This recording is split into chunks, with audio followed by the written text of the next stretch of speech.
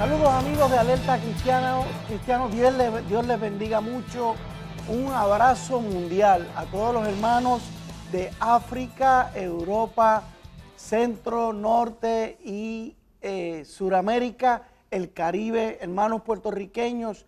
De nuevo, me siento bien feliz, bien contento de estar de nuevo con ustedes en este programa Alerta Cristiano como moderador.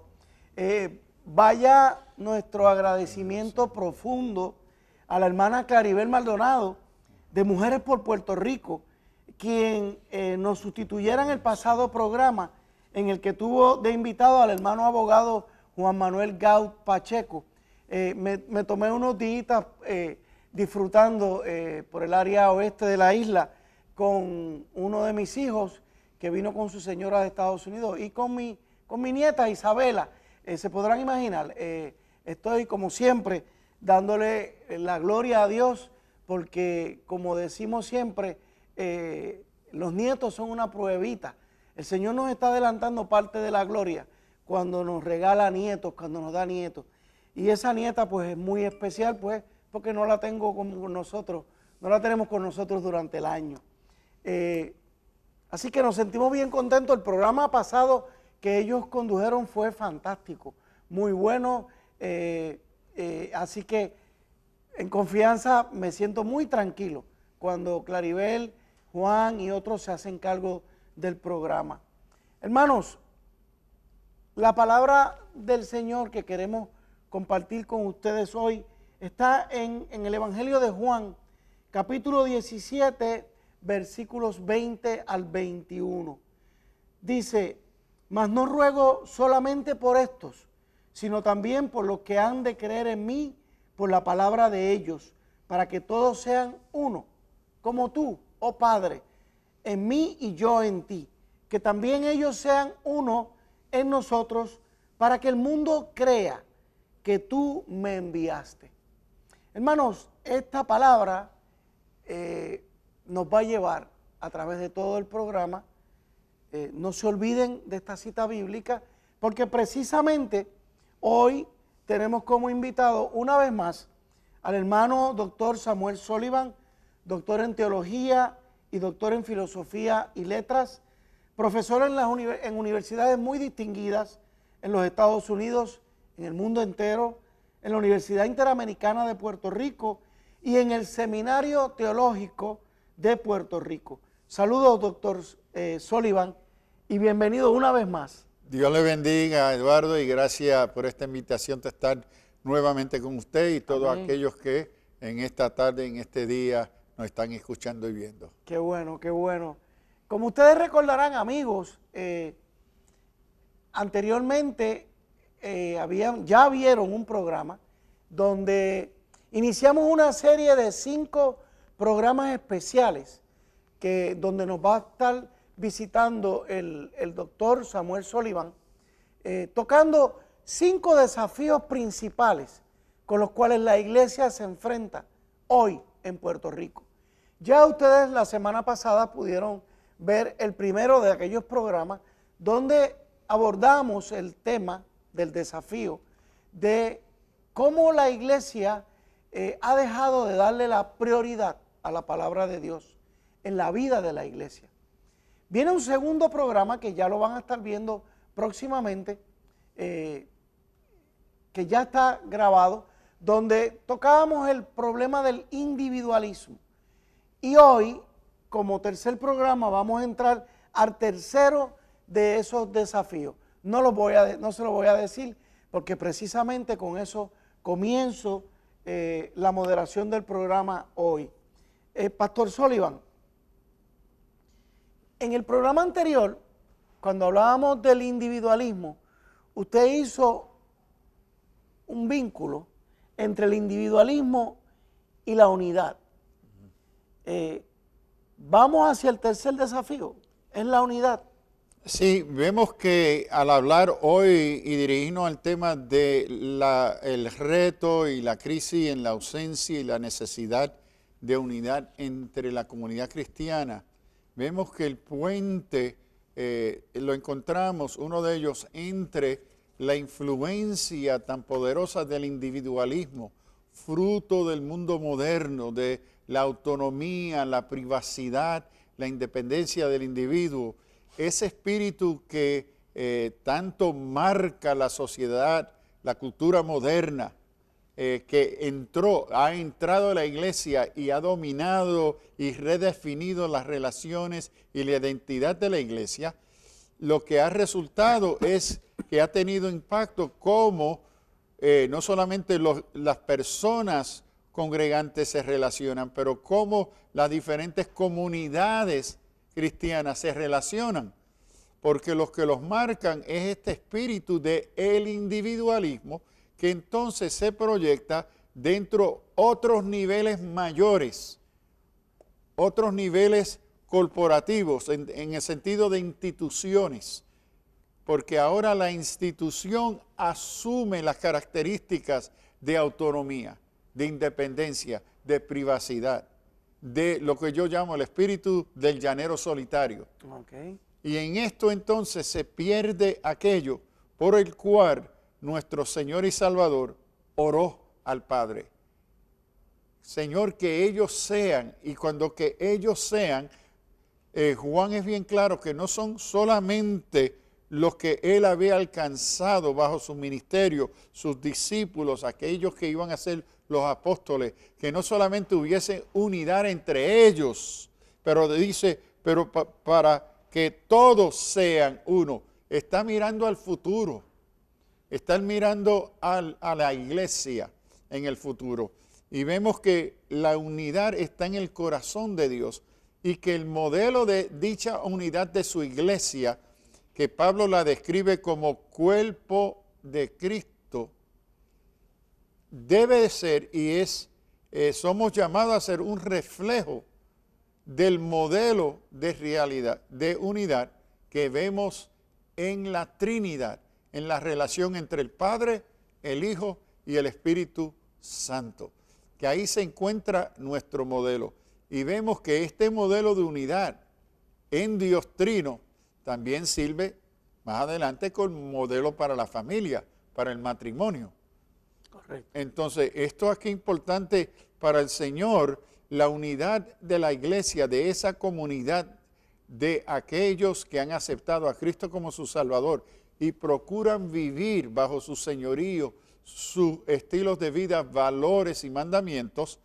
Esto es tan grave porque mire lo que nos dice en Juan, para que ellos sean uno en nosotros, para que el mundo crea que tú me enviaste.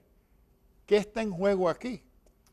La credibilidad. La integridad y la veracidad de la encarnación, de la misión y la vida y el propósito redentor de Cristo. Correcto. Entonces no es poca cosa el hecho que la iglesia se encuentra en una crisis de la falta de unidad. Y esto es un gran reto hoy para la iglesia. Como comunidad, cuerpo de Cristo, cómo promovemos y procuramos esa unidad que tenemos en Cristo. ¿Cómo usted ve que ese desafío de la unidad, cómo usted lo ve en hechos concretos hoy en la iglesia? Bueno, se ha dicho en diferentes estudios que se han hecho en relación a Puerto Rico y el mundo de misiones y evangelismo, que en relación al tamaño de Puerto Rico, tanto geográfico como su población, Puerto Rico es uno de los lugares que por milla cuadrada tienes más iglesias y me corrijo, más congregaciones que se identifican como evangélicos. Correcto. O cristianos que relativamente en relación a otras partes del mundo. Y lo que vemos es, eso marca mucho más la división, la falta de unidad que existe en este gran número de congregaciones que se identifican como cristianos, pero no se relacionan. Y muchas veces su comportamiento es más de franquicias que compiten la una contra la otra. Es como McDonald's contra Burger King, que todas se identifican como cristianas, pero ven la otra congregación como un contrincante. una comunidad que amenaza mi comunidad. Sin embargo, las dos se identifican como cristianos bajo el señorío de Cristo y viviendo bajo las normas de la palabra de Dios. Entonces me parece que eso es un escándalo, que uno ve y uno escucha los comentarios, los escucho de mis estudiantes en la universidad, como muy comúnmente resaltan la falta de unidad. En ese sentido, le estamos dando al mundo, al resto de Puerto Rico, un mal ejemplo. Muy mal ejemplo, no solamente al mundo no creyente, el mal ejemplo a aquellos que se convierten y se hacen creyentes, el concepto de que reciben y ven manifestado es totalmente contrario a aquello que las Sagradas Escrituras nos llama a ser como comunidad cristiana. Sí. Es un estilo contradictorio a los valores y las enseñanzas de las Escrituras. A mí me gusta el ejemplo del cuerpo. O sea, cuando cualquier cuerpo dividido, digo biológicamente hablando, nos lleva a la muerte. O sea, yo no me puedo desvincular de un brazo porque me desangro. Si me cortan la cabeza, me desangro. Y se habla de la iglesia como el cuerpo de Cristo. Pablo usa la expresión en griego soma y va a usar el cuerpo como el ejemplo metafórico que describe la relación entre los miembros en su carta a los romanos, su carta a los corintios, su carta a los efesios, este énfasis que somos miembros el uno, el otro, que se ayudan mutuamente por las coyunturas que hay entre una y la otra, y recibe su crecimiento en amor. Entonces, esto es fundamental al concepto bíblico de iglesia y la naturaleza que se requiere para ser cuerpo y poder vivir en salud. Porque hay cuerpos enfermos y lo que estamos viendo tristemente, yo lo describo como comunidades cristianas enfermas, porque uno puede tener órganos que no están funcionando en el cuerpo, que impactan el resto del cuerpo y lo llamamos eso enfermedad. En el próximo segmento vamos a profundizar un poquito en esto, pastor, pero vaya pensando, le estamos presentando, ¿verdad?, a nuestros amigos que nos sintonizan cuál es la enfermedad, cuál es la situación, pero vamos a ir pensando también en cómo vamos a resolver esto. O sea, es un desafío y como desafío es un reto que los debemos afrontar, confrontar, meterle el pecho, como dice nuestro jíbaro, buscar solución, porque es como usted dice, es muy serio, es muy serio. Estamos comprometiendo el mismo testimonio de nuestro Señor Jesucristo para que ellos crean que tú me enviaste. Hermanos, después de esta pausa, volvemos con ustedes, Alerta Cristiana.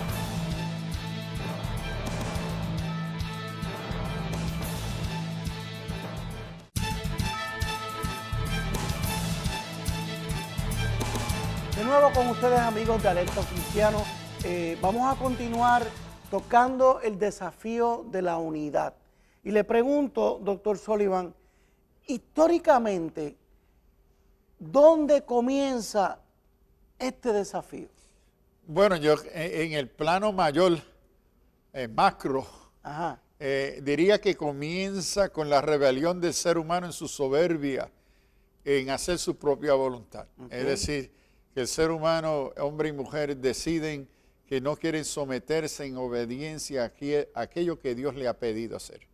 Ahí tiene el principio, que hablamos de la caída, pero que esto se va a manifestar en otras instituciones.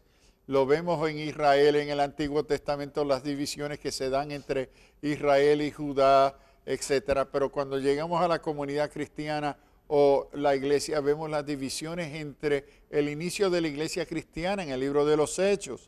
Ve el desprecio de las mujeres palestinas, de las mujeres helenistas en el libro de los Hechos.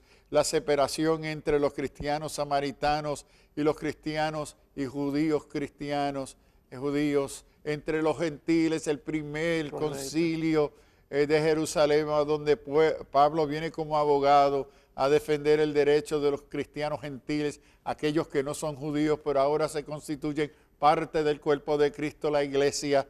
Es decir, la historia se marca dentro y fuera de la comunidad cristiana, se manifiesta la tendencia original de autonomía, de no someterse al deseo de Dios.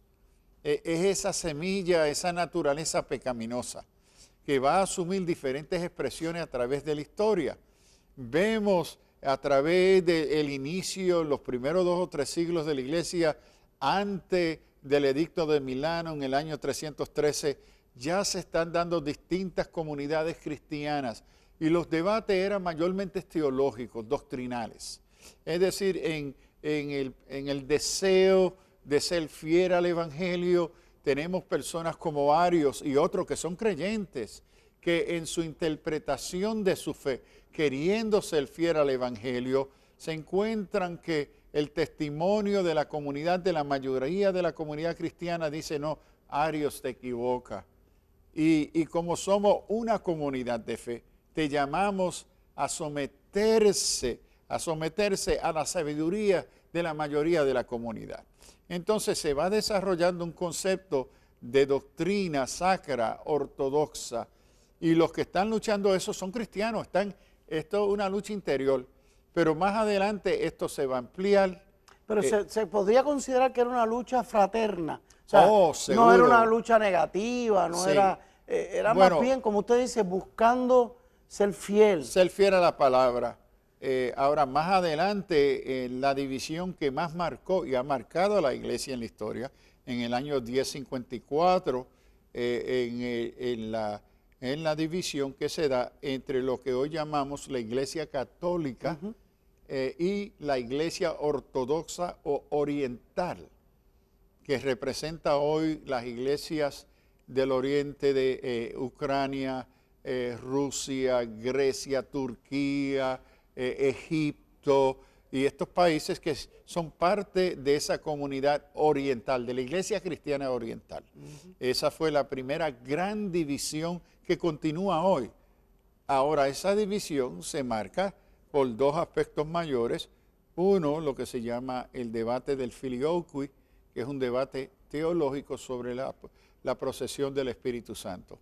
Pero el otro aspecto es de poder y tiene que ver con si dentro del liderazgo de la iglesia se comparte un poder en común entre la iglesia católica y el papado y la iglesia oriental. Y la iglesia católica continúa, Juan Pablo II intentó reconciliación, Benedicto también, pero aquí entre ellos el problema mayor fue que el papado no está sujeto a ser coigual con el liderazgo del resto de la iglesia, de Oriente. Entonces sigue esta división entre Oriente y la tradición hoy católica, apostólica y romana, y hago esa diferencia entre lo que sucedió en el 1054. Entonces están estos factores políticos, sociales, culturales, que van a contribuir, porque la iglesia es diversa, la iglesia es una diversidad increíble social, económica, cultural, lingüística, política. Vemos alrededor del mundo un sinnúmero de diferentes configuraciones sociales y políticas representadas en las comunidades cristianas. Entonces, si hay una comunidad, la más diversa que vemos, es la comunidad cristiana en el mundo, es la más diversa. Y como vemos muchas veces, esa diversidad crea esas tensiones internas de unidad. Y vemos ahora las manifestaciones más recién cuando miramos, por ejemplo, a Puerto Rico. Lo que vemos más recién, me parece a mí, son divisiones que tienen que ver con el antiguo problema de poder. Es decir, yo no me someto a mi pastor o al obispo o al presidente del concilio, mi iglesia es más grande, yo quiero más poder, más reconocimiento, y de repente recibo una revelación de Dios que el Espíritu me dijo. Y aquí tenemos, en mi opinión, un horrible mal uso de apelar a una dirección del Espíritu Santo que es contrario al deseo de Dios, que no se contradice que el Espíritu Santo te dirija a dividir una iglesia y atribuirle eso a Dios mismo, al Espíritu Santo.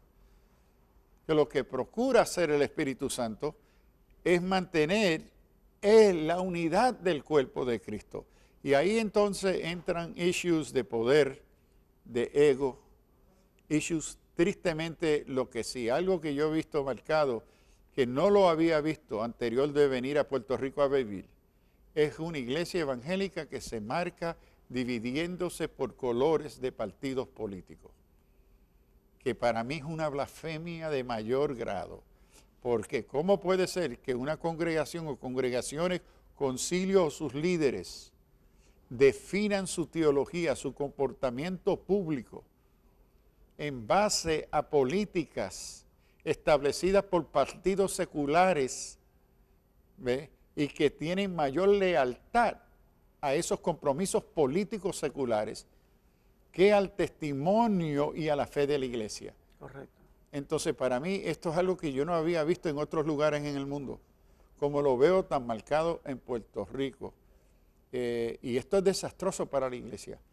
Y vemos, y esto para mí es una opinión muy mía, que unos años atrás tuvimos una manifestación en el Capitolio contra la inmoralidad. Uh-huh. Y un día o dos antes de esa manifestación, que se dio un domingo por la tarde, un comentarista de los muchos comentaristas políticos en Puerto Rico hizo la siguiente observación. Dice, miren, ustedes los evangélicos van a protestar contra la inmoralidad de los legisladores, la inmoralidad de leyes que se están pasando, ¿ves? Pero le digo que ustedes son aguajeros, fue la palabra que usó, porque el domingo se manifiestan contra estas cosas, pero cuando vengan las próximas elecciones, ustedes mismos los evangélicos van a volver a elegir a estos legisladores que hoy ustedes los llaman inmoral, porque ustedes son más fieles a los colores y a los partidos que ustedes apoyan y con quien se identifican que al evangelio que ustedes dicen que predican. Correcto. Y lo dijiste que fue una declaración profética, porque eso mismo sucedió en la próxima elección. Que esos mismos que se criticaban como ser inmoral fueron sostenidos por el voto de miles de cristianos en Puerto Rico. Y es lo que ha sucedido en las últimas 3 o 4 elecciones. Y eso es un desastre para la iglesia. Y ahí hago la diferencia más y más en este último año. He reflexionado mucho sobre esto y me ha llevado a enfatizar más y más en que necesitamos distinguir entre lo que es iglesia y lo que es congregación. En Puerto Rico hay miles de congregaciones. La iglesia es una. La iglesia es una. Y muchas veces estamos viendo el comportamiento anticristiano de los feligreses que se congregan. Y muchos de ellos no son iglesia. Aquí más tarde comento un poquito más sobre esa diferencia. Okay. Sin embargo, pastor, cuando usted habla de el antiguo problema de poder, que lo vemos no solamente entre concilios, lo vemos también dentro de las iglesias, ¿cómo? Déjenme ver cómo le puedo hacer esta pregunta, porque mientras lo escuchaba, se supone que actuemos en unidad, no lo hacemos, y cuando alguien nos llama la atención, pero no, es que eso es parte del crecimiento, y entonces, ¿dónde uno tira la raya? Bueno, me parece a mí que lo que está detrás de todo esto es que la falta de unidad a niveles locales son los indicadores de una inmadurez espiritual, la falta de una capacidad del Espíritu Santo redefinir quiénes somos, porque al fondo la falta de unidad el deseo al poder es un problema espiritual que se manifiesta de formas psicológicas, de formas culturales, de formas políticas, económicas. Tienen una variedad de expresiones, pero al fondo van a la crisis existencial del ser humano, en este caso de personas que son feligreses, que se congregan en comunidades que se llaman cristianas. Yo tiendo a llamarlos los Nicodemos. En el Evangelio encontramos que Jesús se encuentra con un maestro de la ley y en la noche viene a hablar con Jesús. Y en la conversación Jesús lo llama a nacer de nuevo. Y este maestro de la ley le dice, pero ¿cómo será eso posible? ¿Cómo tú siendo un maestro de Israel, tú no sabes lo que es nacer de nuevo? Y este es Nicodemo. Y le dice, tú tienes que nacer de nuevo. Lo que tenemos es feligreses, personas que han congregado por años, pero no han nacido de nuevo. Entonces siguen manifestando las características, los deseos, las ansiedades, lo que Pablo a la carta a los Gálatas ya va a llamar el fruto de la carne.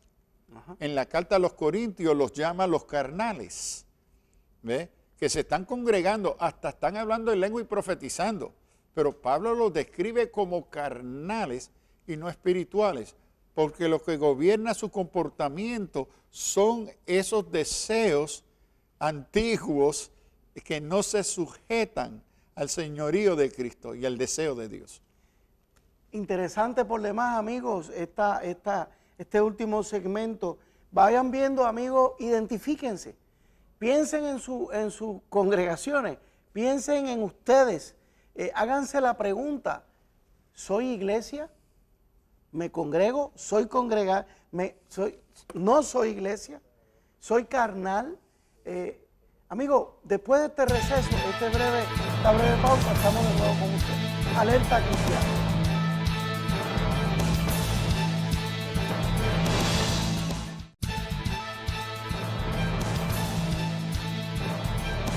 De regreso con ustedes, amigos de Alerta Cristiano. Muy interesante el hilo que llevamos con el doctor Sullivan.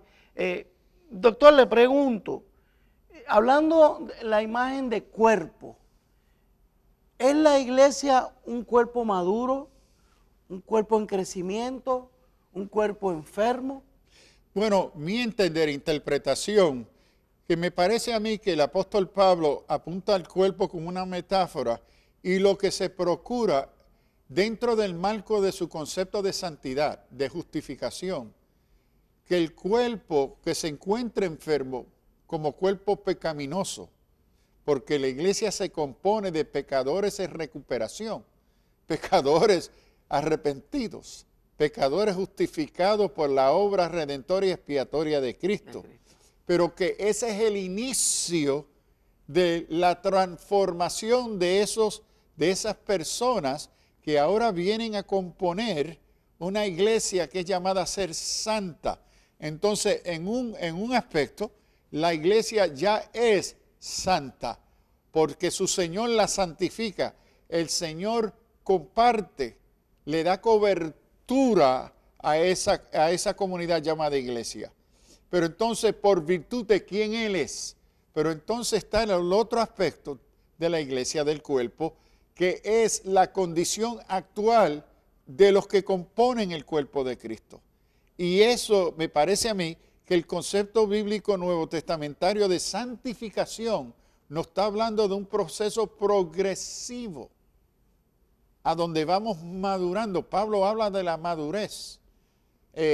Vemos ahora, necesito reconocer que hay nuestros hermanos dentro de la comunidad de fe, especialmente en la tradición wesleyana, que interpretan la santificación como instantánea. Es decir, que es posible lograr esa madurez instantáneamente. Pero eso es un punto de diálogo, de reflexión entre la comunidad cristiana. Y dentro de la comunidad wesleyana se habla de una santificación instantánea. Pero si no me equivoco, en la mayoría de la comunidad cristiana entendemos la santidad como progresiva. Progresiva. Y que el Espíritu Santo nos va madurando, vamos creciendo en nuestra relación el uno con el otro y con el Señor de la iglesia. Y por eso el Espíritu Santo es dado a la iglesia. Y aquí Pablo, en la carta a los Efesios capítulo 1, versículo 12, creo que es, utiliza una palabra muy interesante, que los ministerios de la iglesia son para la edificación. Y ahí, aquí, y la perfección de los santos. Y aquí tanto la palabra perfección como edificación hablan de aspectos de progreso, de crecimiento, y especialmente el concepto de edificación, que en el griego se traduce, viene de la palabra catatismon. Y aquí Pablo escoge una palabra del vocabulario médico griego.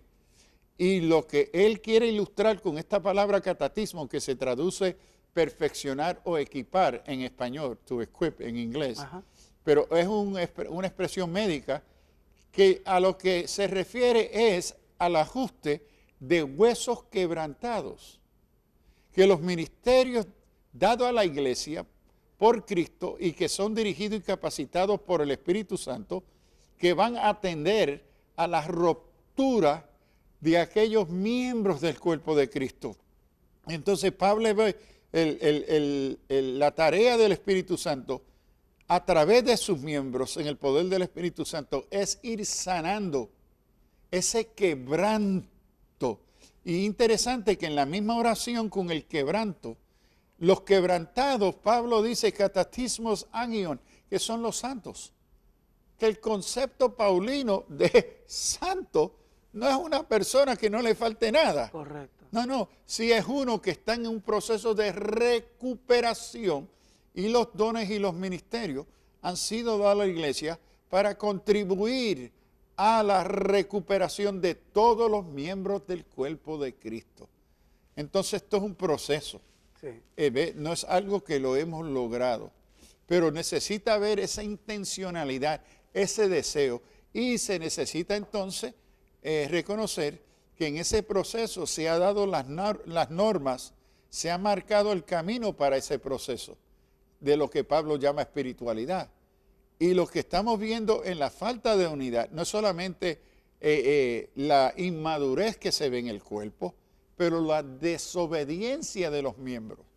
Entonces hay miembros del cuerpo de Cristo que crean condiciones, especialmente a nivel de congregaciones locales, de contribuir a la enfermedad de esa comunidad de fe. Deme un ejemplo, pastor. Ejemplo, y hablando de unidad, el ejemplo más grande es las divisiones internas de congregaciones, los pleitos, las peleas, las envidias, las luchas de poder. Estas son indicadores de la enfermedad, porque carece la unidad creada por el Espíritu Santo en amor.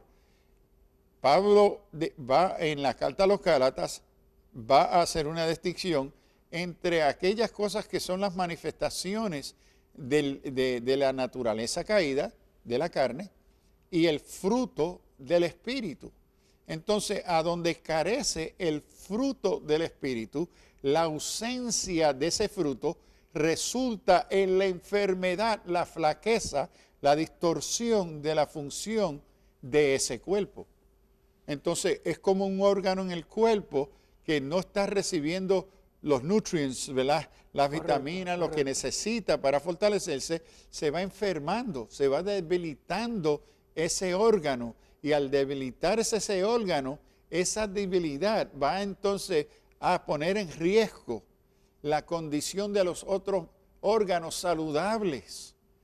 Entonces, vemos en la metáfora del cuerpo que cuando los miembros del cuerpo creyentes viven, Pablo lo describe como entristeciendo al Espíritu Santo, resistiendo al Espíritu Santo, mintiéndole al Espíritu Santo, blasfemando contra el Espíritu Santo.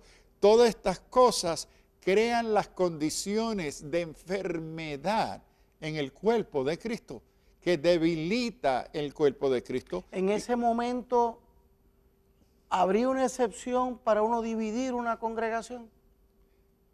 Mi opinión personal es sí. y no lo veo como dividir la O congregación, salirse salirse de una comunidad enferma. Okay. En el último año, me han llegado hermanos líderes con esta inquietud, que están en medio de iglesias, congregaciones, no iglesias, congregaciones enfermas. Y ellos se están enfermando. Ellos son, en estos casos, entre los líderes maduros, pero al seguir luchando y luchando y tratando de responder a la enfermedad, ellos se han debilitado tanto que llegan a un momento que si se van a, en cierto sentido, salvar, Sí, por otro suicidio. necesitan salir de esa congregación enferma. Correcto. ¿Ve? Entonces, y es triste ver familias, líderes, hombres y mujeres que han servido congregaciones, muchos se han criado en esas congregaciones, pero por la condición horrible, enferma y rebelde de sus miembros, han tenido que hacer la triste decisión de salir de su casa en ese sentido. Correcto. Muchos que recibieron y encontraron al Señor en ese lugar, se criaron en esas congregaciones, pero la condición es tan grave por la enfermedad de carnalidad. Pablo lo llamaría carnalidad, mundanalidad, que han tenido que huir por su salvación. ¿Y qué decimos de...? Es que me quedé, ¿verdad? Después que terminó el programa anterior donde discutimos lo de la prioridad de la palabra de Dios. ¿Y qué decimos con esta tendencia de reescribir la palabra? Reescribir la Biblia. Ay. Y decir, no, eso no es lo que dice. Dice esto. ¿Diría usted que eso es un germen muy dramático que está dividiendo la iglesia? Bueno, seguro que sí. En parte es manifestación de ignorancia de la palabra. Porque yo he encontrado que muchos que han venido, la palabra no dice esto, y le pregunto, ¿qué dice? Y cuando indago, vemos que ellos ni saben lo que dice la palabra. Parte de lo que están citando es un corito. Lo que están citando es que dijo fulano en el internet, o escribió fulano, lo que vieron en un video. No es que ellos están, lo que Pablo habla es manejando bien, trazando bien y conociendo la palabra, y no solamente conociendo. El otro problema es conociendo netamente en base a razón humana. ¿Ve? El factor fe, fide, necesita acompañarse con intelecto, la razón humana. Y cuando el creyente solamente se dirige al texto, al nivel literario, histórico, de razón, intelecto, pierde el propósito de sentir de esa palabra. Por eso el Señor nos capacitó tanto con fides, con fe e intelecto, razón, que los dos se acompañan para una comprensión responsable, una interpretación responsable de lo que dice la Escritura. Y la Escritura no debe estar sujeta a mis caprichos, lo que me gusta o no me gusta. ¿Ve? Y esto es un fenómeno antiguo. Marcion en el segundo o tercer siglo cortó gran parte, botó el Antiguo Testamento y cortó los evangelios y las cartas de Pablo y otras cosas, las fue modificando para que la Biblia diría lo que a él le gusta. Y esta es la tendencia a lo que estamos viendo hoy, que es el comején de oído. Yo quiero que la Biblia fortalezca lo que yo creo y lo que me gusta. Correcto. Y lo que no me gusta lo voy a tachar o lo voy a cambiar. Correcto. Citarla según el antojo de uno. Sí, la verdad es que... Y entonces lo curioso, pastor, lo que estamos viendo es, por ejemplo, en el caso de Estados Unidos, grandes concilios divididos por la mitad. Y aquí volvemos al asunto individualista. Cuando uno mira a las grandes iglesias históricas y uno se pregunta cómo cambiaron sus doctrinas. Correcto. Cómo una iglesia que fue la cuna de un Jonathan Edwards, el gran evangelista de Nueva Inglaterra, del gran avivamiento, ¿cómo puede ser que esa iglesia sea hoy la que más, entre las más que apoya la ordenación al ministerio de homosexuales y lesbianas. ¿Cómo? Bueno, fácil. El voto popular, individual, en un sistema democrático de la iglesia. Entonces, cuando fueron a través del tiempo a diferentes convenciones, con enmiendas, sujeto al voto de la mayoría, la comunidad mayormente gay fue controlando los delegados y lograron entonces en varias ocasiones a tener una mayoría a donde el voto del individuo tenía y tiene más autoridad que la autoridad de la palabra. Qué autoridad de la palabra. Entonces Increíble. vemos cómo el individualismo ha destruido y va deformando la autoridad en la enseñanza de la Escritura. Increíble. Amigos, ya estamos próximos al último segmento.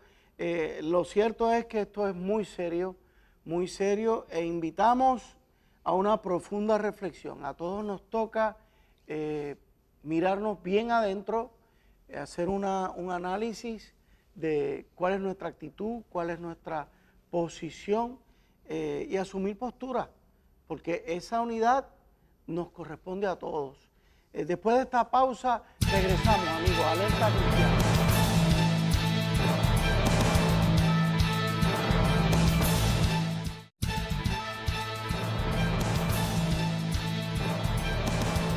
De regreso con ustedes, amigos de Alerta Cristiano. Vamos ahora, hemos hecho el diagnóstico con el doctor Sullivan, teólogo, profundo conocedor de la iglesia, quien en los últimos años como boricua ha regresado a Puerto Rico y ya está metido de lleno, palpa y siente el latido del cuerpo de la iglesia. Amigos, no vamos a seguir, ¿verdad? Haciendo el diagnóstico y determinando la enfermedad sin buscar la solución, la cura, cómo crecemos, cómo llegamos a ese cuerpo maduro. Le pregunto, doctor Sullivan, ¿cómo construimos la unidad?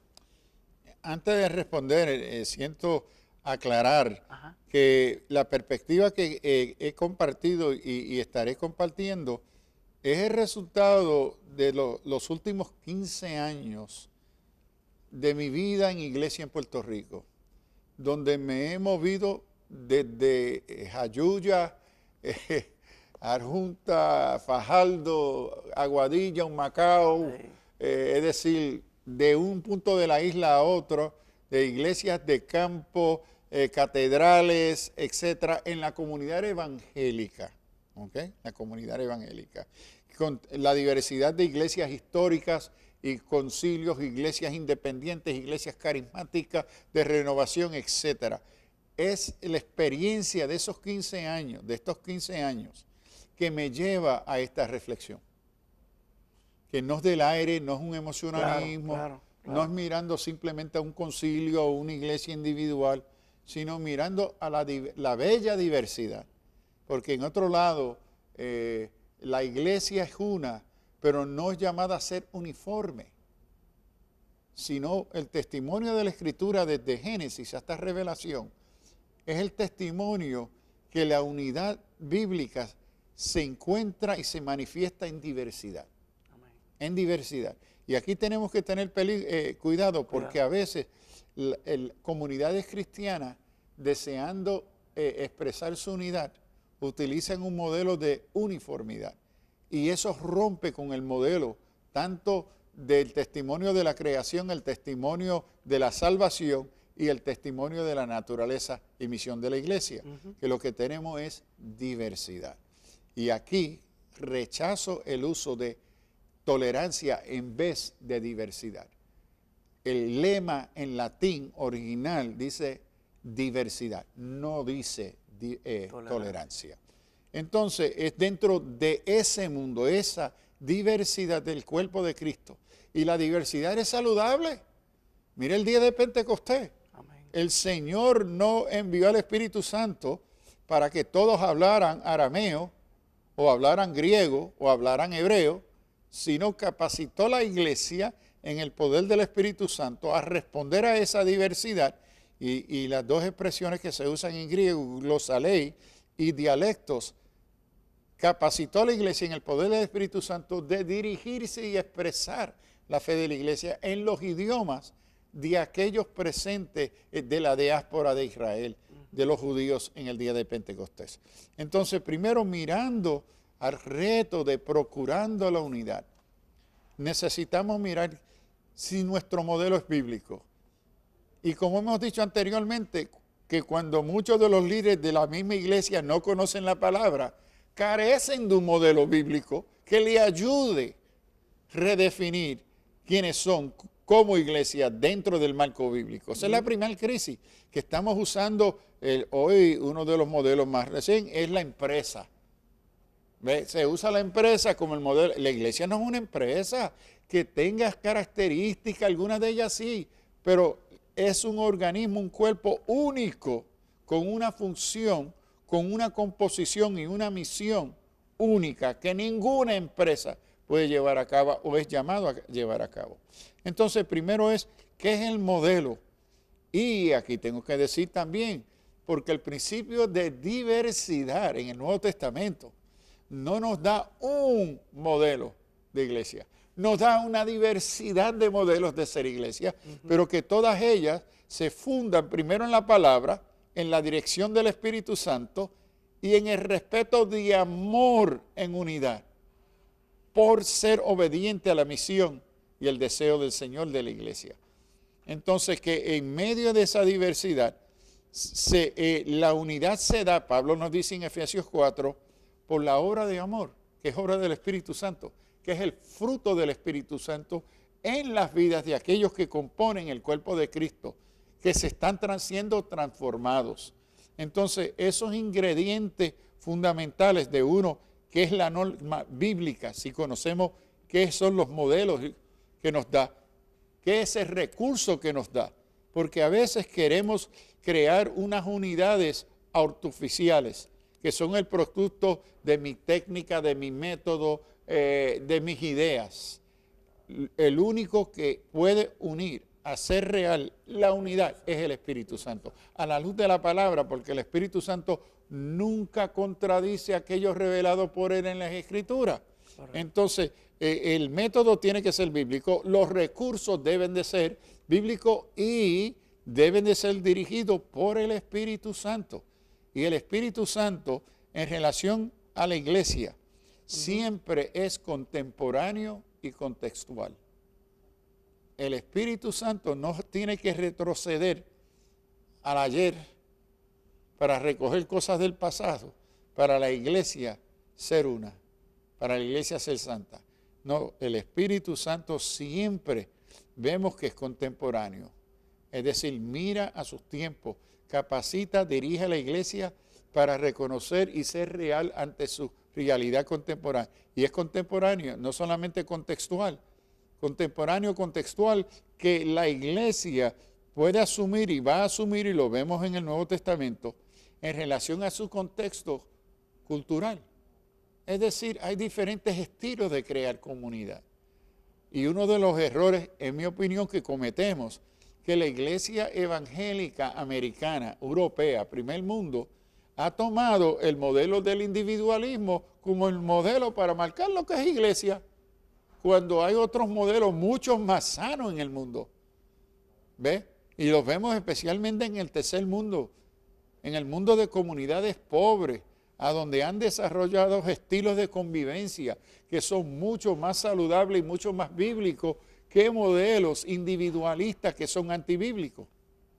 Entonces aquí la iglesia necesita detenerse ante la palabra, necesita, y aquí es muy importante, y esto lo aprendemos no solamente de la Escritura, lo aprendemos de la buena psicología, que el cuidado cuando vamos a atender a necesidades, primero tenemos que reconocer que tenemos un problema, la confesión.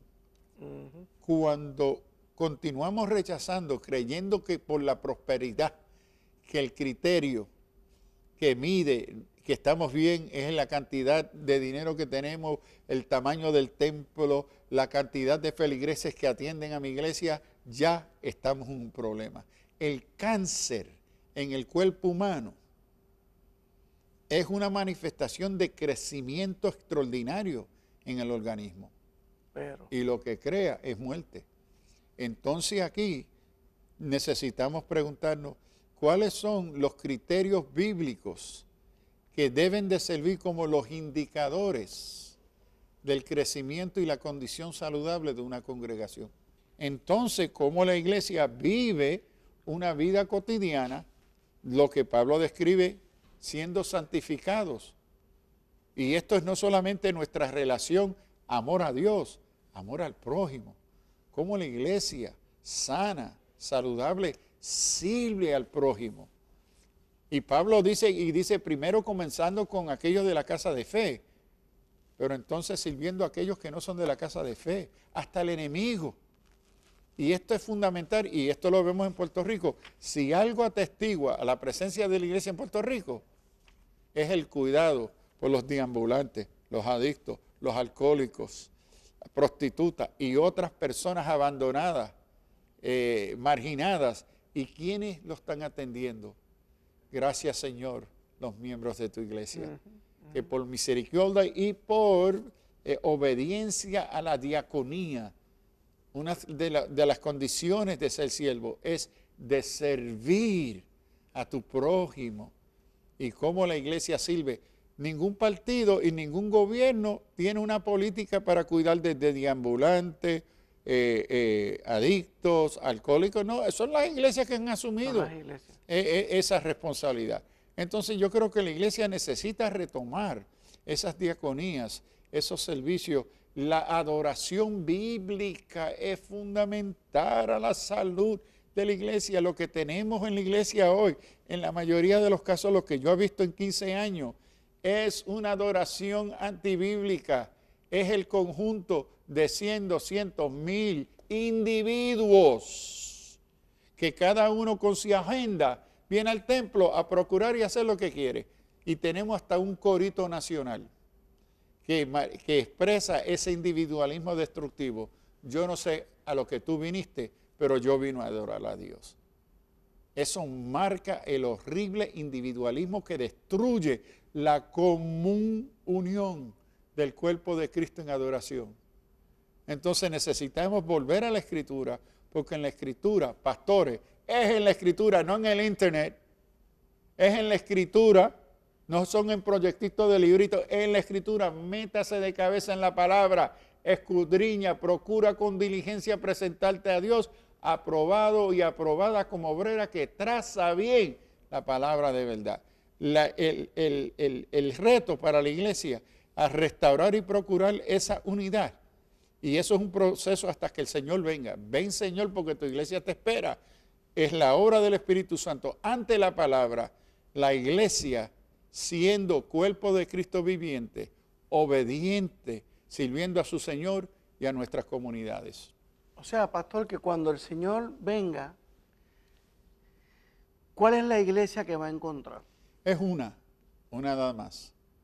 Aquellos que han vivido bajo el señorío de Cristo, con toda intención, con toda obediencia, fidelidad, servicio, y que reconocen que ninguno de nosotros o nosotras seremos salvos por nuestras obras. Y esa es una iglesia unida. Es una, y es la iglesia que salva por gracia, mediante la redención que es en Cristo Jesús, no por nuestras buenas obras. Cualquier otro aspecto de unidad es otra cosa.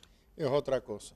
Pudieran darse proyectos donde pudiéramos trabajar juntos, pero esa unidad es única. Exacto. Y esos proyectos pueden ser expresión de esa unidad, pueden procurarla, pero el proyecto en sí no es lo que logra esa unidad. No es la unidad. Es la obra sobrenatural en el Espíritu Santo que los hace uno, el uno con el otro y como miembros de esa iglesia de Cristo. Amigos, lamentablemente se nos ha terminado el tiempo. Me he quedado calladito porque es que escuchando al doctor Sullivan no hay nada que decir realmente.